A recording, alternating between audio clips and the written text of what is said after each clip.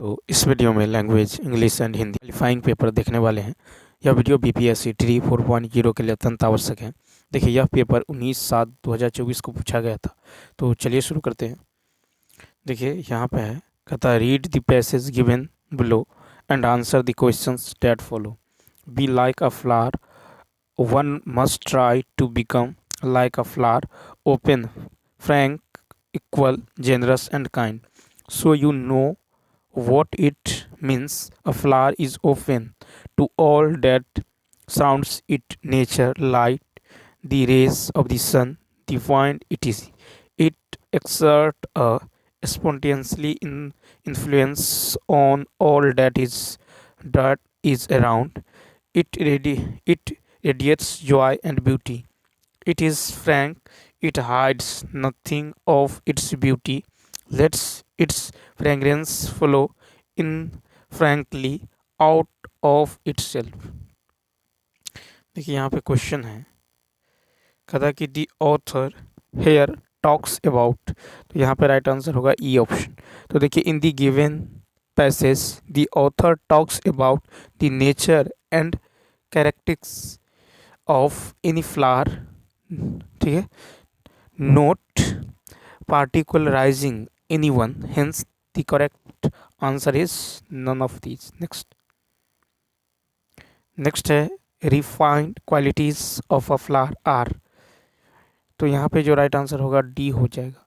तो देखिए more than one of the above, the passage mention several qualities including generosity, kindness, frankness, honesty और fragrance and beauty। Next है अ spontaneous influence means, तीसरा का होगा C option, यानी naturally created influence. तो यहाँ पे राइट आंसर क्या हो जाएगा, सी ऑप्शन हो जाएगा। कहता a flower is open to all because, four का होगा डी। तो देखिए a flower is open to all because it radiates joy, it influences all and it spreads its beauty to all। Question number देखिए 5 है कि अ flower is compared, A option, with human beings.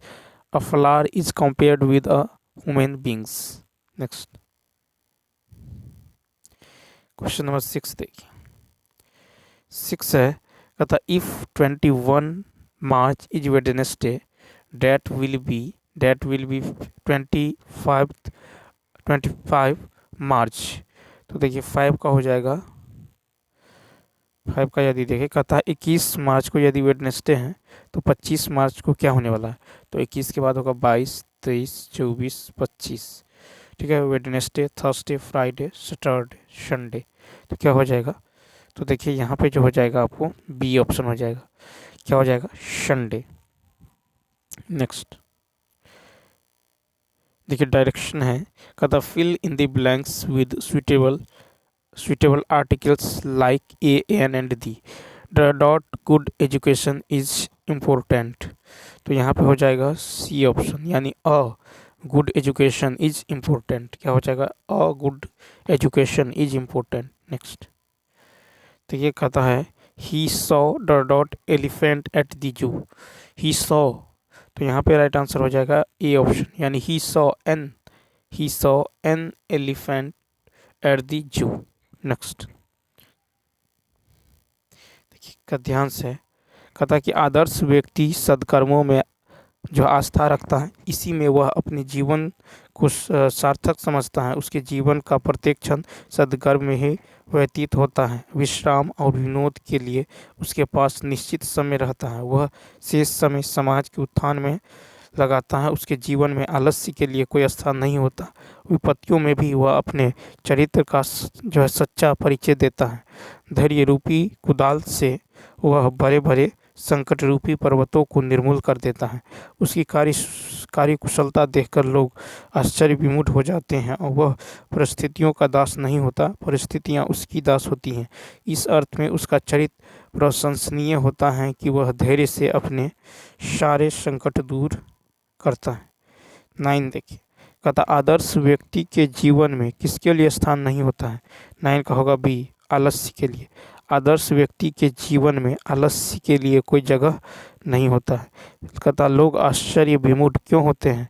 तो 9 का होगा B, 10 का होगा B. तो देखिए आदर्श व्यक्ति की कार्यकुशलता देखकर, लोग आदर्श व्यक्ति की कार्यकुशलता देखकर आश्चर्य विमूढ़ होते हैं। देखिए नेक्स्ट है, किस अर्थ में आदर्श व्यक्ति का चरित्र प्रशंसनीय होता है? सी ऑप्शन, वह धैर्य से संकट को दूर करता है। नेक्स्ट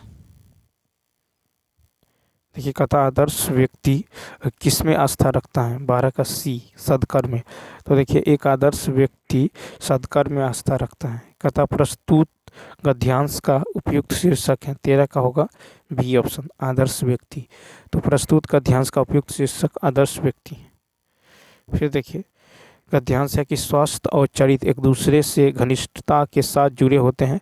वही व्यक्ति स्वस्थ होता है जिसके चरित्र में आत्मसंयम हो। चारित्रिक दूषण व्यक्ति के पतन का कारण होता है। आत्मसंयम को चरित्र की सीढ़ी कहा गया है। इस सीढ़ी के माध्यम से कोई व्यक्ति उत्तरोत्तर विकास की यात्रा तय करता है। व्यायाम को स्वास्थ्य का सहोदर कहा गया है। कहता यही किसी व्यक्ति की काया और चित्त को निर्मल और निरुज बनाता है। चरित्र की रक्षा का अर्थ है काया और चित्त को विभिन्न दूषणों से मुक्त करना।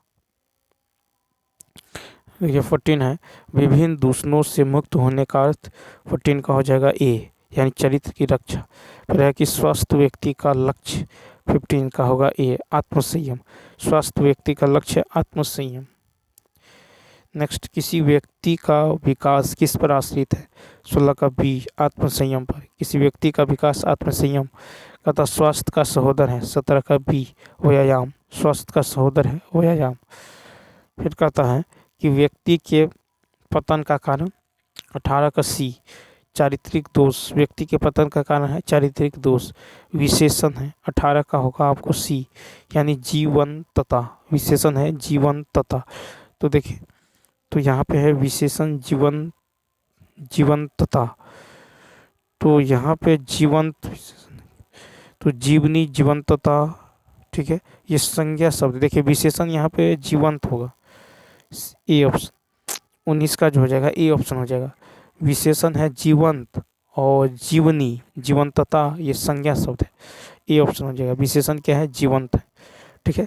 और नेक्स्ट, शिव का पर्याय। तो शिव का पर्याय हो जाएगा आपको सी ऑप्शन, शशि शेखर। शिव का पर्याय है शशि शेखर, महादेव, नीलकंठ, महाकाल, रुद्र। निर्जर का पर्याय है देव, सूर, अमर, अमृत। कंदर्प का पर्याय है मदन, मनोज। 21 देखिए शुद्ध शब्द कौन है? 21 का सी, अंधिकार। तो शुद्ध शब्द है अंधिकार, अंधिकार। नेक्स्ट, अत्यधिक शब्द में कौन सी संधि है? 22 का सी, स्वर संधि। अत्यधिक में यन स्वर संधि है। अत्यधिक में यन स्वर संधि है। अति प्लस अधिक, अत्यधिक, ठीक है। अति प्लस अधिक, अत्यधिक, ठीक है। तो र प्लस ओ क्या बनता है? ये बनता है य। स्वर संधि के 5 भेद है, दीर्घ, गुण, वृद्धि, यन, आदि। अब देखिए नेक्स्ट क्वेश्चन है कि आवश्यक में पढ़ते हैं। आवश्यक में बी ऑप्शन, अक। आवश्यक में अक पढ़ते हैं क्योंकि अवश्य मूल शब्द है, अक जो है पढ़ते हैं, ये बनेगा अवश्य प्लस अक, आवश्यक। नेक्स्ट, श्याम सुंदर में समास है, ए ऑप्शन, कर्मधारी। श्याम सुंदर में कर्मधारी समास है। कर्मधारी समास एक प्रकार का समास है जिसमें उपमान को उपमेय से जोड़ा जाता है। नेक्स्ट क्वेश्चन में देखिए 25 कहता है कि भाववाचक संज्ञा क्या है? D option. तो देखिए बुढ़ापा और यौवन ये भाववाचक संज्ञा है। भाववाचक संज्ञा जिस संज्ञा शब्द से पदार्थों की अवस्था, गुण, दोष, धर्म आदि का बोध हो उसे भाववाचक संज्ञा कहते हैं। 26 अनुराग में कौन सा उपसर्ग है? सी ऑप्शन, अनु। अनुराग में मूलतः संस्कृत का शब्द है, इसमें अनु उपसर्ग और राग मूल शब्द है, ठीक है। अनुराग में जो है अनु उपसर्ग है और राग क्या है? मूल शब्द। शुद्ध वाक्य क्या है? 27 का होगा बी, वह किताब लाया, ठीक है। तो यहाँ पे जो है वह किताब लाया, 27 का हो जाएगा आपको बी ऑप्शन, वह किताब लाया शुद्ध होगा। ठीक है। अब देखिए कहता है कि उसने ही कहा, यहाँ पे शुद्ध होगा उसने ही कहा, उसने ही कहा। ठीक है। वह ने ही कहा नहीं होगा, उसने ही कहा। फिर कि ताज़ा गाय का दूध पीना चाहिए, यहाँ होना चाहिए कि गाय का ताज़ा दूध पीना चाहिए। नेक्स्ट, अंगूठा दिखाना मुहावरे का बी ऑप्शन, समय पर धोखा देना। अंगूठा दिखाना मुहावरे का अर्थ है समय पर धोखा देना। फिर है कि तत्सम शब्द है, 29 का होगा बी प्रकृति। तो देखिए प्रकृति जो है ये तत्सम शब्द है। तत्सम ऐसे शब्द हैं जिन्हें संस्कृत से बिना कोई रूप बदले ले लिया गया है। ठीक है। 30 नंबर, तो सम्मुख का विपरीतार्थक 30 का होगा ए विमुख। तो सम्मुख का विपरीतार्थक होगा विमुख। सम्मुख का विपरीतार्थक क्या होगा, तो यहाँ पे जो है ये हो जाएगा विमुख। दुर्मुख का विपरीतार्थक होगा खूबसूरत और सुमुख होगा। ठीक है। यहाँ पे विमुख या परोक्ष, विमुख को परोक्ष भी कहते हैं। ठीक है। तो चलिए दोस्तों इस वीडियो में इतना ही। यदि यह वीडियो अच्छा लगा हो तो लाइक शेयर और सब्सक्राइब करना ना भूलें। तो चलिए मिलते हैं नेक्स्ट वीडियो में। Thanks for